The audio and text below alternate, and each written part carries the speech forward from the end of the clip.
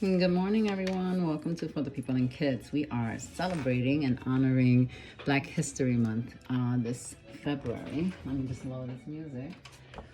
And today, I want to start our weekend reading series with Martin's Big Words, The Life of Dr. Martin Luther King Jr., written by Doreen, Rappaport, illustrated by Bryan Collier. This is a beautiful, beautiful book. Martin's Big Words. Please know that all of our books are available through our sponsors, Word Up Bookstore, Uptown. Use our Prime code, and it would give you a 15% discount so we can fill up our kids' libraries with wonderful, diverse books. Everywhere in Martin's hometown, he saw the signs, white only. His mother said these signs were all in southern cities and towns in the United States. Every time Martin read the words, he felt bad until he remembered what his mother told him. You are as good as anyone.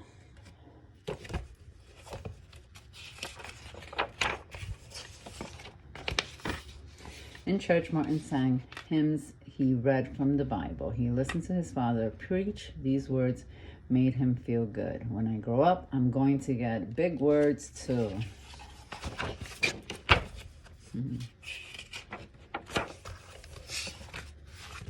Martin grew up. He became a minister like his father, and he used the big words he had heard as a child from his parents and from the Bible. Everyone can be great.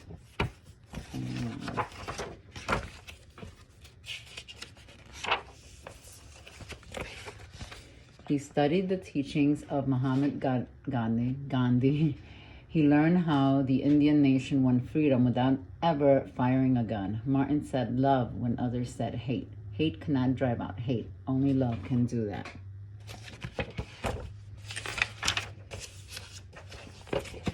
He said together when others said separate. He said peace when others said war. Sooner or later, all the people of the world will have to discover a way to live together.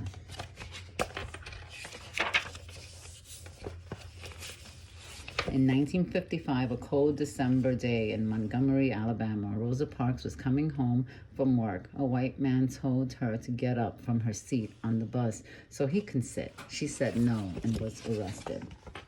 Montgomery's black citizens learned of her arrest. It made them angry. They decided not to ride the buses until they could sit anywhere they wanted.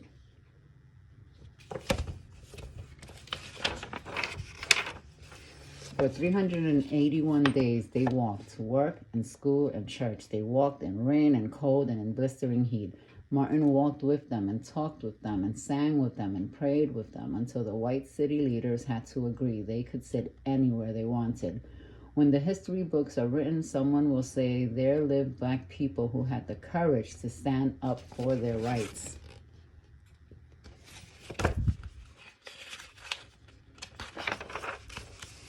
In the next 10 years, black Americans all over the South protested for equal rights. Martin walked with them and talked with them and sang with them and prayed with them. White ministers told them to stop. Mayors and governors and police chiefs and judges ordered them to stop, but they kept on marching.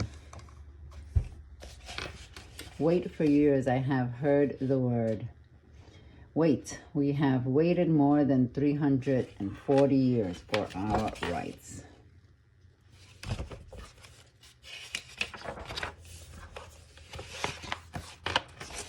They were jailed and beaten and murdered, but they kept on marching. Some black Americans wanted to fight back with their fists. Martin convinced them not to. By reminding them of the power of love. Love is the key to the problems of the world.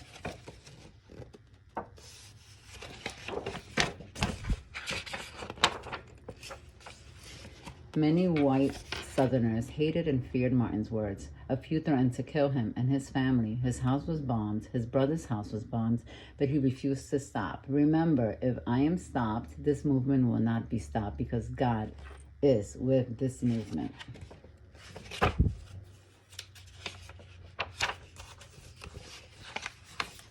The march continues. More and more Americans listened to Martin's words. He shared his dreams and filled them with hope. I have a dream that one day in Alabama, little black boys and black girls will join hands with little white boys and white girls as sisters and brothers.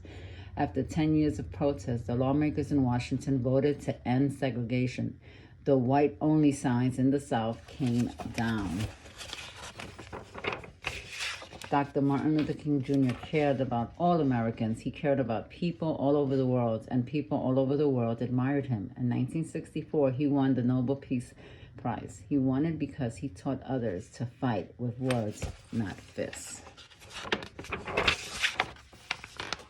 Martin went wherever people needed help. In April 1968, he went to Memphis, Tennessee. He went to help garbage collectors who were on strike. He walked with them, talked with them, sang with them, and prayed with them.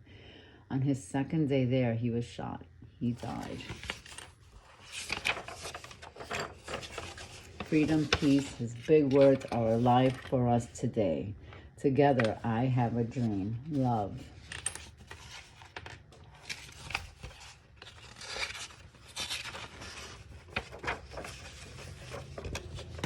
Martin's big words. Thank you. And we hope to see you next weekend when we'll be reading another book. Be well. Happy weekend.